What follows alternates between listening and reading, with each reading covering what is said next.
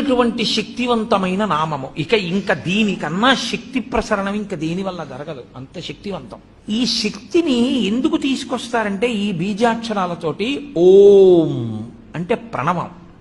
ప్రణవము మహత్వాన్ని చెప్తుంది. అసలు ఈ బ్రహ్మాండంలో నిర్గుణమైనటువంటి పరబ్రహ్మము నాదరూపంగా రావడం దగ్గర నుంచి ప్రణవం చెప్తుంది. అందుకని మహత్వశక్తికి అంతటికీ కూడా ఓంకారము ప్రతినిధి.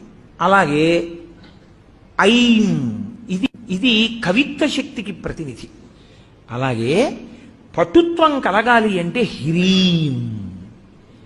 అలాగే సంపదలన్నీ కలగాలి అంటే మనం చెప్పేటటువంటిది శ్రీం. ఇవి నాలుగు చెప్పి ఇవి ఎవరి వల్ల వస్తాయి? ఇవన్నీ కదలికలకి సంబంధించిన విషయాలు. ఇవన్నీ ఆదిశక్తి వలన వస్తాయి. అందుకని ఆ పరదేవతని పిలిచేటప్పుడు ఓం ఐం హ్రీం శ్రీం శ్రీమాత్రే